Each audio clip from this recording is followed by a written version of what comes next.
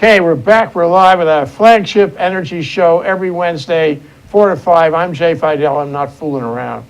4 o'clock rock. We have here in the studio Leslie Cole Brooks, and we have Ray Starling. Say hi, you guys. Hey. Hey. Great to see you again. Good to Here see we you. are. Yeah. Again. Yeah. Okay, the title of our show is The Joys of Customer-Cited Storage. We know that storage is the key to the next step because it's not only storage, it's more than storage. Storage comes with software, okay? And that's the mission. And there are companies that are doing business here and elsewhere that can help Hawaii develop storage. And the question today is what's in the pipeline, what's coming down the pipeline. And we have two special guests joining us both by Skype. Ken Munson joining us by Skype audio. He's the president and CEO of sunverge.com on the mainland. And Tim Wood on Skype audio and video. You can see his picture, director of sales, aquianenergy.com. But for further introductions, I'm leaving it to Leslie. Why are these guys on the show? Well, first I want to say that today the title of the show got slightly changed and you inserted the word joy.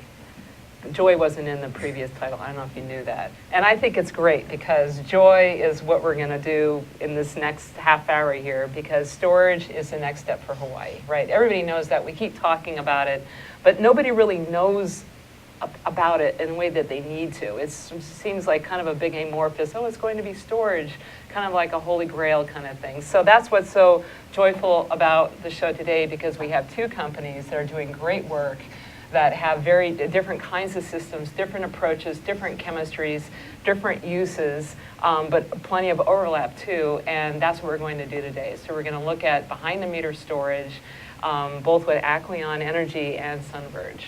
So it's going to be really interesting. I'm pretty excited about the day today. So.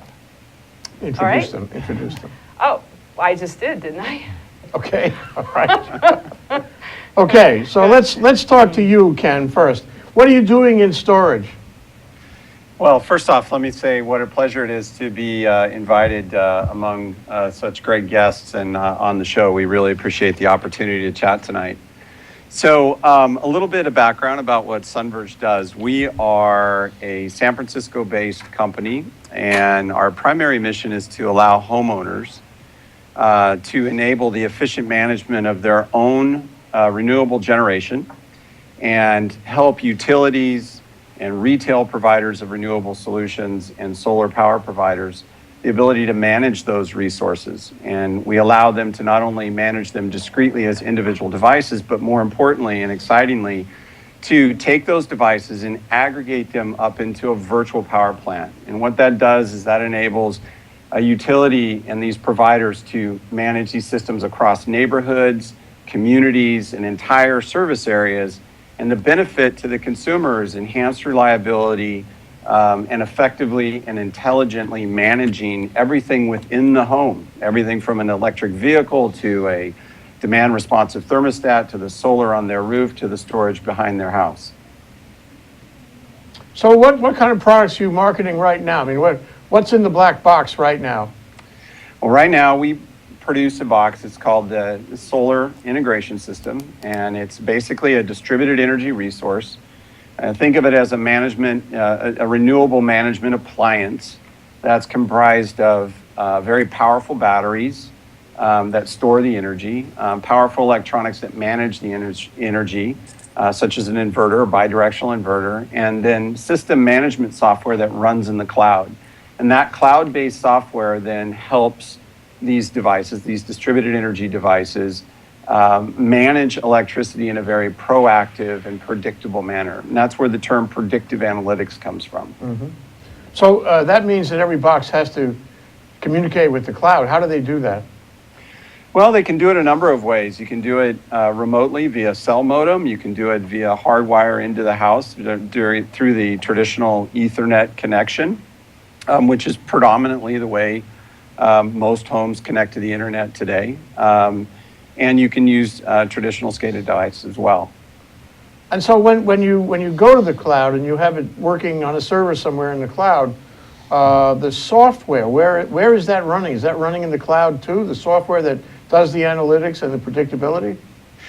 Yeah, so that's a great question because we really manage it two different ways. So a lot of companies develop software and they push that software via the cloud down to the device. They push commands down to the device, making those devices react in a particular way. What Sunburst does is slightly different. We manage it at two levels. We manage it at the local level.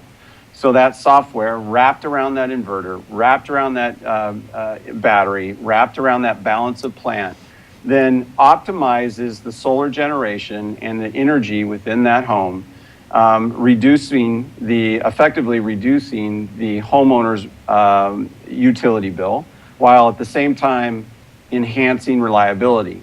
But then additionally, all of those devices, whether they be in a community or they be in a circuit for the utility or on a feeder and whatever geographic configuration, can be aggregated, summed up into the cloud. And then the cloud-based network then manages that entire grid, all of those systems independently to manage what's in the best interest of the utility operator. Well, that sounds fantastic. So you're creating a network of the black boxes that are connected to your software, your prediction, and analytics working in the cloud. So now they're all talking to each other. And so you get efficiency not only for one house, you get efficiency for everybody on the network. That's really a statement of the future, isn't it? But question, suppose I don't have your box. Does it benefit me or does it benefit only the people who have your box? No, absolutely. I mean, first off, it's a great assessment. I mean, it does benefit the entire grid.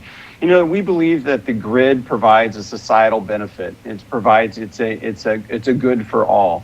And so the system is designed that if you have 500 homes on a circuit or 10 homes on a circuit, and only a portion of those homes have our devices, you're increasing the reliability of that circuit. And so the entire circuit, even people without the benefit of our system directly on their property, also benefit. Well, suppose I establish a company called Moonverge, and I make a little black box. It does pretty much the same thing. And I want to join my network with your network. Will you let me in? Will we have a combined network that's twice the size? What do you think? Well, I think that's exactly where utility operators and grid operators are going, is a cooperative network of devices, different manufacturers, different sizes, different types, a collection of distributed energy resources working together in concert to provide benefit back to the consumer. So this is something you actually look for. I mean, the collaboration between systems like yours, where you share the data and come to, what do we call it, a collective predictability, collective analytics. And then you have not only a network of your customers, but a network of customers who are aligned with your network. I mean, who are speaking the same language. And then you have a whole client-sided network of multiple black boxes, multiple companies. Is that where this is going? That's exactly where it's going. That's where I think the utility of the future is evolving, is to a collection of distributed energy resources working in concert with one another at the edge of the grid, providing consumers that reside at a place of business or a place of residence, a unique energy experience, but at the same time benefiting the network provider. That's great. Being able to provide the utility greater control and greater command of their edge of the grid assets. I hear inherent in that is you'll share your data with the utility too. But let's go to Tim, because we want to hear from him too. He's Director of Sales at AquianEnergy.com. Are you running a similar kind of product, Tim? Actually, ours is a little easier to explain. So we are truly a battery company, and that's all we make.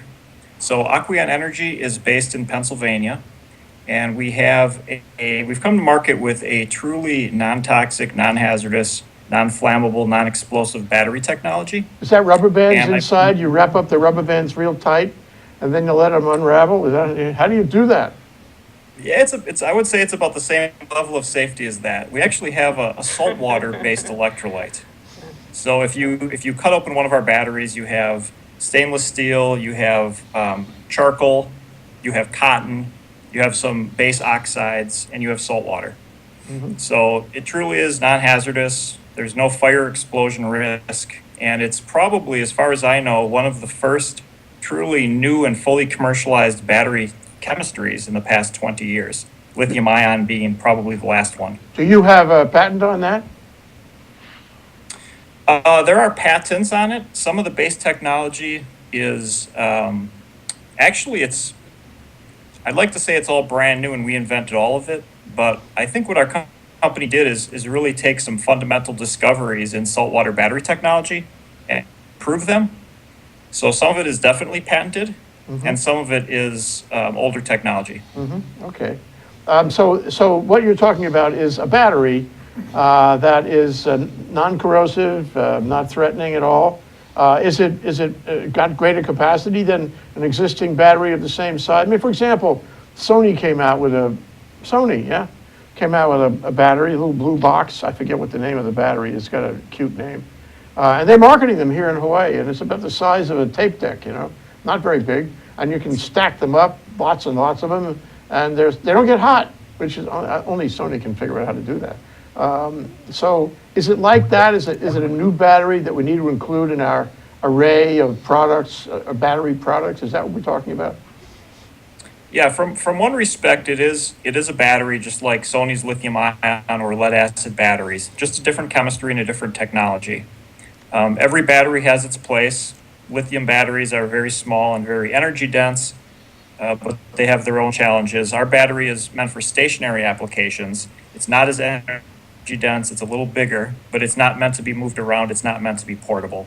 So, all the batteries can be fit into the right application. There's room for all three of those technologies, and ours is just the latest one to come along. So does your battery have software that we should know about?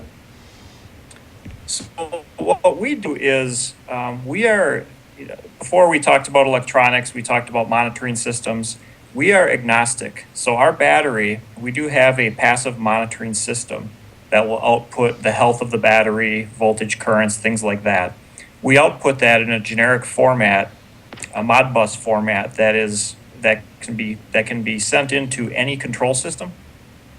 So we can be used with basically any inverter on the market, any control system, any site monitor. Well, so I guess my question, this is an interesting moment because we have Ken who has something, which it could be open to other systems, and we have Tim who might be one of his collaborators. I mean, could you, from what you know about Sunburst, could you collaborate with Sunburst? Could you send your signal to Sunburst and get the benefit of that? Have you considered that? Are you doing that? Sure, I don't see any reason why we couldn't. Sunverge, I think they're working with a wide platform of technologies. We're just another battery we could fit into their product offerings. And of course, we would be happy to do that. Okay. Tim, I've got a quick question. Do you have a specific range of size that your battery is best suited for? Would it be for an individual home? Would it be for a whole block or something bigger? Sure. So we actually have a very modular battery, and we've actually done many systems in Hawaii already. So I live in Arizona, but I've been going to Hawaii for the past 2.5 years, about every month and a half, and we've been promoting our battery. We've been selling our battery. We have installations on all 4 of the main islands, and they range from very small off-grid one-room cabins all the way up to large microgrids. So very scalable. There's really no size limit. We do have some utility projects in other parts of the world. Okay, we're going to take a short break. That's Tim Wood speaking, and we also have Ken Munson. Tim is with Aquion Energy, and Ken is with Sunverge. And we have at the table Leslie Cole Brooks and Ray Starling. We're going to take a short break, come back. We're going to find out more about this new technology in storage. Hi, I'm Donna Blanchard. I'm the host of Center Stage, which is on Wednesdays at 2 o'clock here on Think Tech. On Center Stage, I talk with artists about not only what they do and how they do it, but the meat of the conversation for me is why they do it, why we go through this. A lot of us are not making our livings doing this, and a lot of us would do this with our last dying breath if we had that choice. And that's what I love to talk to people about. I hope you enjoy watching it, and I hope you get inspired because there's an artist inside you too. Join us on Center Stage at 2 o'clock on Wednesdays. Bye. Aloha! My name is Carl Campagna, and I am the host of Think Tech Hawaii's Education Movers, Shakers, and Reformers. I invite you to come watch our show on thinktechhawaii.com. You can also see our shows on YouTube as well, if you can Google search those. I appreciate the time. I hope that you do join us as we learn about education, about the educational system here in Hawaii, what the challenges are, what the benefits are, and how much our kids are learning. So thank you. I hope you join us. Okay, we're back. We're live. We're here. It's Energy Wednesday. Oh, happy Wednesday always. And we have Leslie Cole Brooks and Ray Starling. And on Skype, we have Ken Munson and Tim Wood. So the beat continues. So Ray, do you have more questions for either Tim or Ken? Well, I do actually. And I'd like for both of you, if you could tell us what the biggest hurdle is for you right now towards getting success and market share with the products that you're selling. Sure, I can take a stab at that. This is Ken Munson from Sunburst. I think one of the biggest challenges that the industry faces is maybe twofold. And I think the first point I'm going to make is rapidly approaching our rearview mirror, if you will. And that is the issue of cost. Historically, battery technologies, just very similar to solar technologies, have an experience curve. They have a cost curve, and that cost has been coming down fairly precipitously over the last 3 to 5 years, and is projected to decline even further. That, as the cost declines, will continue to make the economic use case for both the utility and for the consumer of energy at a place of business or residence more attractive. And so that was historically the first hurdle. The second hurdle, however, is getting congruence or alignment between the regulators, policymakers, and grid operators, whereby the grid operators can be compensated for the value that are derived from the deployment of these types of assets on the grid. And there's a lot of really good work and a lot of positive work being done all over the United States to bring more congruence to exactly that fact. There's not just happening. Could you say something about, just right along those lines, you know how Hawaii has been working a lot with their electrical grid and upgrading standards for inverters, and how it is that distributed generation and DERs go online? Is your system flexible? Can you adjust to these new standards that keep coming forward ahead of the IEEE working groups, that have been going on the mainland? Yeah, absolutely. I mean, this is one of the main differentiators of Sunverge. We were founded in 2009. We have a very strong, what we call utility DNA. And what that simply translates into, from our opinion, is, we are very utility centric. We believe, as I've stated before, that the utility grid provides a societal benefit. And if you're going to provide a societal benefit, you have to follow standards. You have to follow the regulatory constructs that the utilities put forward. I think that's most recently been in the press in Hawaii with the inverter standards that have been enacted to ensure compliance for the new tariff structures that have come into effect. But it goes further around safety and performance around the IEEE 1547 standards, the PAP working group studies that have been done around communication protocols, interconnect protocols, and other. So yeah, I think in the future, all of the systems that come onto the grid have to comply. And they have to comply for the simple fact that, we're serving a consumer. You're putting, effectively live systems that can harm somebody, in a place of residence or a place of business, and they have to follow standards to comply to safety. And we think that's very important. So do I have to get a permit to use your box? Or can you just sell it to me and connect it up to my rooftop system? What are the obstacles for me using your technology? Why can't I just, plug it in? Well, I think they're engineered systems, and so we actually do not sell direct to consumers. We sell through local installers, Alternate Energy, Haleakala Solar, Revolution, Rising Sun, SunPower, Sunelectric, and others, because they offer the expertise both to engineer these systems into the home and provide the the quality installation and certified training that are required. If you think about it, these systems have to follow the same standards that you would if you opened up your your power panel on the back of the house. You don't just want to stick your hand in there and grab anything that looks interesting. Yeah, Jay, I don't see you as one of these like, you're just going to do it Well, so yourself. does the installer have to get permission from anybody to use your system, or can he just build it into what he is installing? There is a permitting process that has to be gone through the local area of jurisdiction and the local permitting authorities. That's correct. Okay. And does the utility buy your system too, or is it only for the consumer side of the line?